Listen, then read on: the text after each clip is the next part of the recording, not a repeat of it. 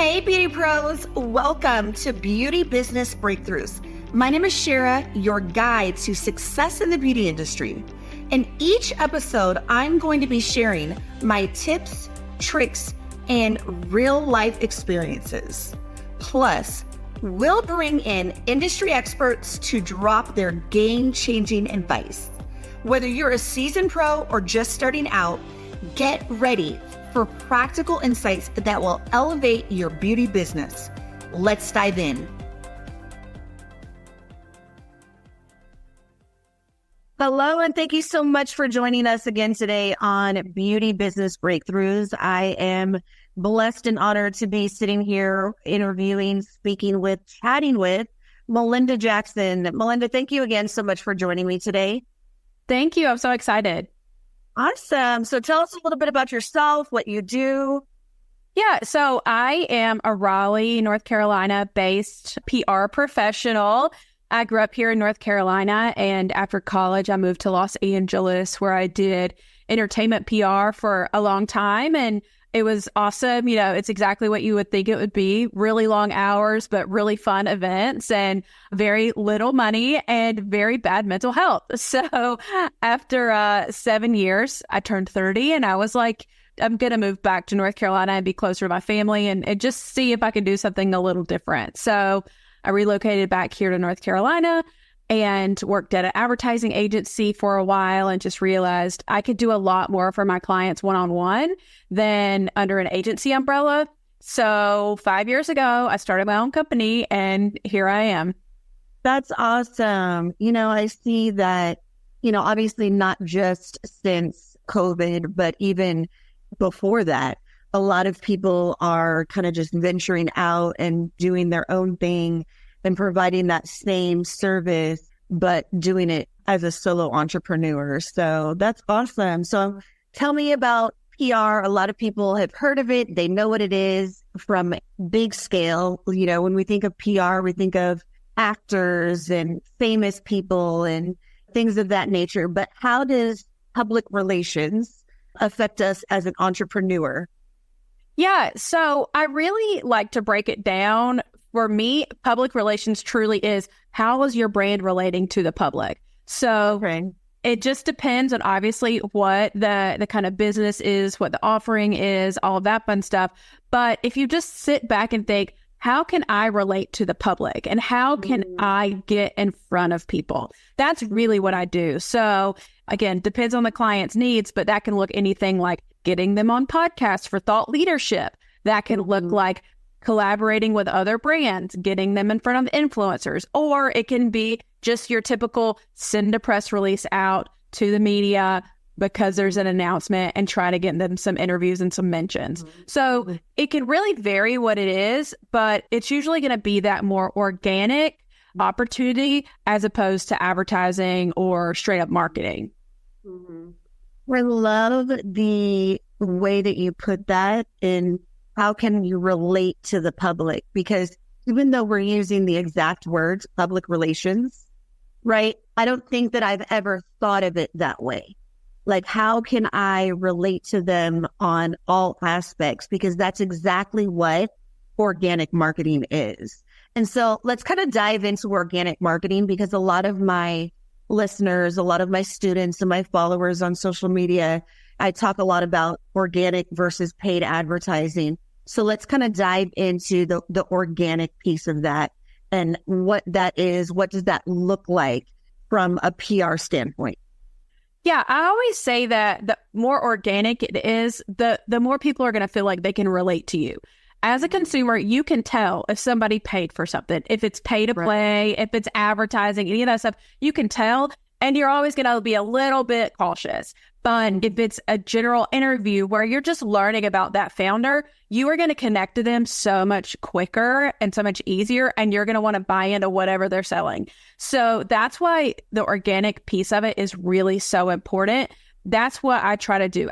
First and foremost, I try to just tell a story, tell the client story to the consumer or to whoever so they can relate to that person. And organic is so important. We can tell now if an influencer is being paid to push your product. We can also tell if they just found something at Target and really love it. So I'm trying to do that, found something at Target and really love it part. Right. No, and I completely agree.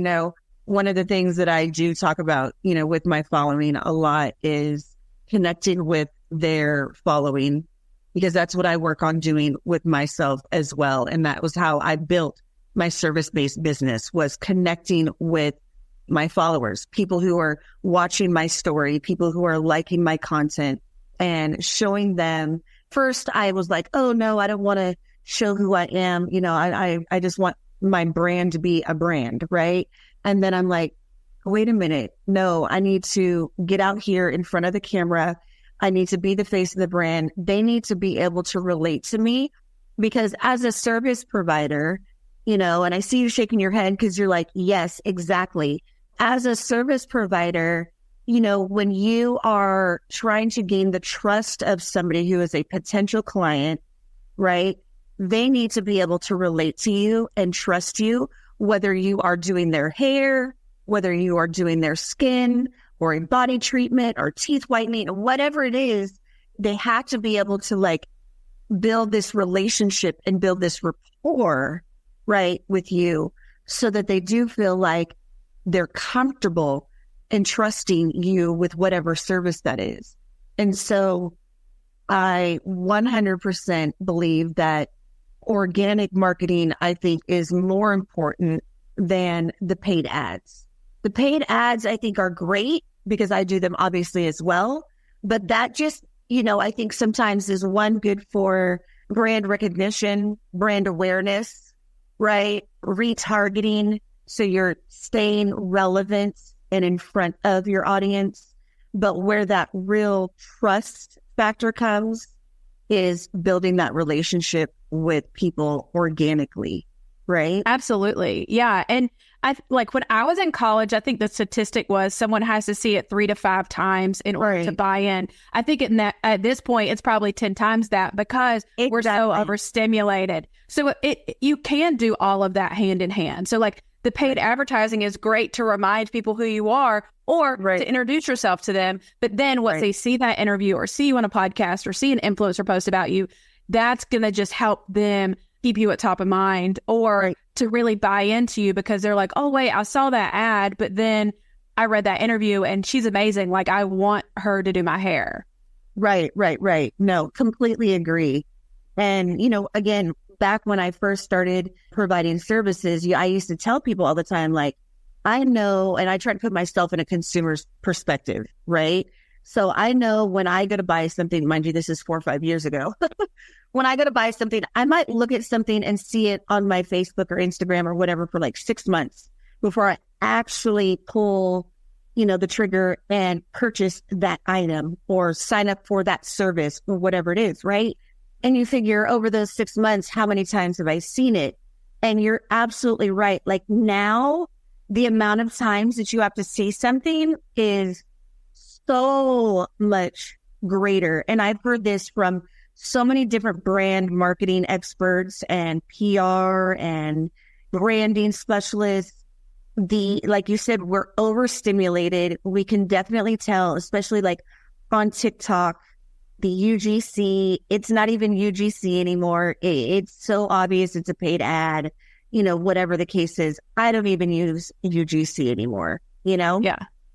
So what are some of the things then that our listeners, our followers as beauty service providers, that they can start doing in order to, like you said, relate to the public? Yeah, I think it can be really hard because it is such an oversaturated market. So I think one way to really stand out is to try to position yourself as a thought leader in whatever you do. Mm-hmm. So if you're an esthetician, okay, can you go to your local newspaper and say, hey, I have some really great spring skincare tips that I would love to share with you? Or are you working on any stories like this? Or if your local news has a lifestyle show, see if you can go on and say, I would love to come on here and talk about summer skincare tips, because that's such a big topic and we want everyone to be safe this summer as they're traveling. Things like that. Right. So figure out little topics that you can speak to forwards and backwards that can be beneficial to someone, but also position yourself as a leader in that area. So that's something very easy you can do. And it can even be like, if that's a little scary to you, then just start tailoring your content on social media to be a resource for people. So as soon as you can position yourself as a resource, as a thought leader, you're going to see like everything just start to change. You're going to start seeing those opportunities and thinking about it a little bit differently. So that's something so easy you can do that will also build that trust with your clients or potential clients. Right. Absolutely. You know, and the term I use, very similar to what you're saying, is like the industry expert. Who is the person that is like, hey, they're really, really smart. You know, I know back a few years ago, I was having some skin problems during COVID. I didn't have the mask knee. Okay. I don't know what the heck I had, but my skin went, I don't know what was in the air, but I went to this gal who wasn't just an esthetician, right? And when you went to her Instagram, when you went to her social media and her website and different things, you knew that she specialized in acne and the pigmentations and the transformation of people's skin that had problem skin per se, right? And so that is somebody that I can say in my mind, when you were telling your story and talking about things that people can do, that's something that she could do. Like, hey, I'm not just an esthetician. Like, I'm an industry expert when it comes to problem areas such as XYZ, right? And I don't think people realize what you're talking about when you say, you know, go to the newspaper or go to your local news station or even radio station. That PR and then putting out an article or even publicizing a news clip is free. Mm-hmm. That is free. You're not paying for that, right? And I think one of the things that you had mentioned and we need to kind of hone in on is how can the public benefit? Like you said, okay, well, you know, with the change in seasons, right? The sun is coming out. What does our skin need? Different than what it needs during the winter time. We need to be paying attention to SPF, all of those things. But really, when you're pitching it to the news or an article or, you know, a magazine or whatever, is really talking about and pitching it from an aspect of, I'm the industry expert, right? I know what I'm talking about. But this is why I think your listeners or your readers need to hear about this. And this is how it's going to benefit them, right? Because they want to provide value to their readers and listeners, right? Exactly. Yeah. And they're always looking for content. These news outlets are always looking for new, fresh content. They want to provide a service to their readers and subscribers. And you can give them content, and it doesn't hurt to reach out, especially, you know, like if you're reaching out in a way where you're just like, hey, I cut hair down the street and do you want to feature me? They're not going to touch you because everyone's reaching out because of that. But if you reach out and you're like, hey, it's prom season. I would love to tell you how to get your hair ready for prom or weddings or any summer brides. Like, here's some tips and tricks I have. Also, you don't have to reinvent the wheel. What are they covering nationally that you could comment on locally? You know, and I'm saying local because like a lot of these service-based businesses, it's hyper local, you know, and that's where you're going to see your business come from. So start as small as possible. If there's a daily, weekly newsletter that's in your area that all the moms subscribe to, reach out to them. They probably need content, and then go from there and snowball it. You don't have to be on the cover of the New York Times. And even if you are, you're probably not going to get a ton of business of it if not Ohio or wherever, you know? Right. No, and I agree with that because that, like, even when we talk about like our paid ads and things, it's like, you know, you're really doing like a 10-mile radius, right? When you're pushing out those Facebook ads or Google ads or whatever, because most people, depending on the service I'll drive 30 minutes to go get a service done. But depending on how many miles that is, it's probably about 10 miles, especially if you're driving through traffic and stoplights and things of that nature. But starting, like you said, on that local level, that's where you're going to really see a bulk of the benefit and the value to you as a service provider. And the second, piece of that is like, just because you pitch one idea to one place, don't get discouraged. Pitch it to multiple places. And if that idea doesn't work, revamp it, try a different pitch, try a different idea, try a different topic, a different season, whatever. Like, keep trying, right? Just because you get a no doesn't mean you won't eventually get a yes, because it's 100% worth it to be recognized on the news, or like you said, even in a black and white article. Yeah. And I always say PR is such a numbers game, and I am getting rejected for other people all day, every day. So they're going to come at you with no, or they're not going to say anything. Just follow up. Don't be afraid to, in a week, just be like, hey, don't know if you saw this. Would love to give you more information. Or maybe if this doesn't work for you, I'd love to brainstorm some other things. Sometimes the lifestyle shows, they might ask you for a paid segment. Just say no. You probably don't have that kind of money, and you're not going to get a ton of return on that.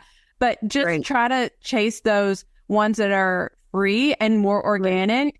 Or if they don't say yes right now, that's not always a no. I have clients every day, or like journalists come to me every day, and they're responding to an email from 6 months ago for a client that I'm not even working with anymore.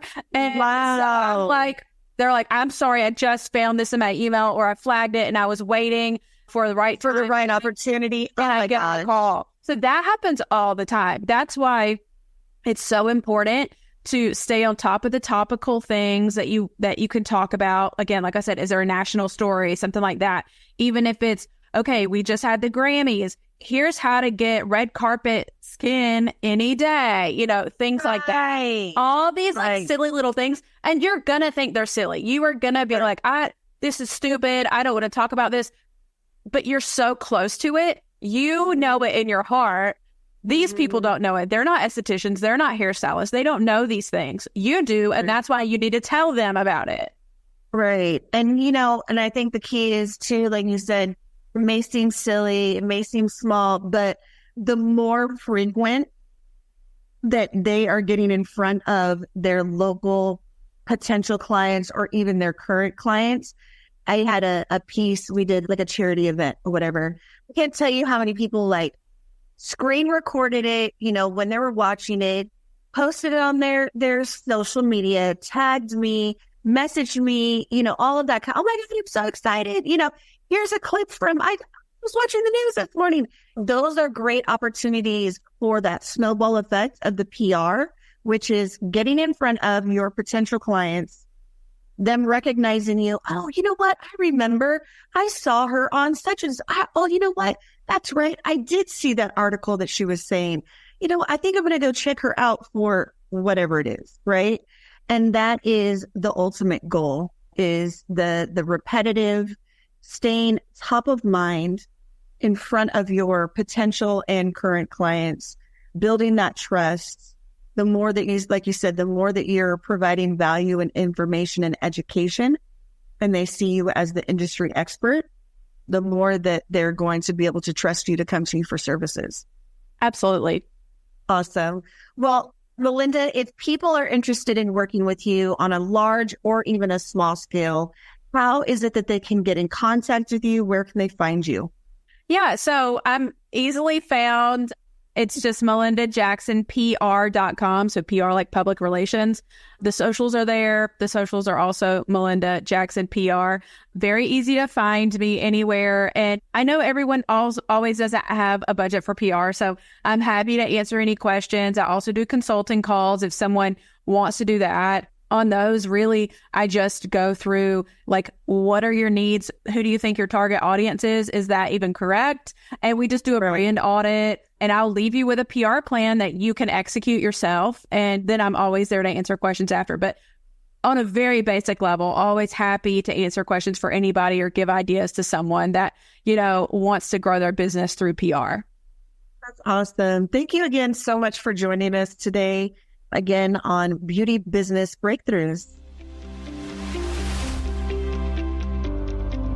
That's a wrap for today's Beauty Business Breakthroughs.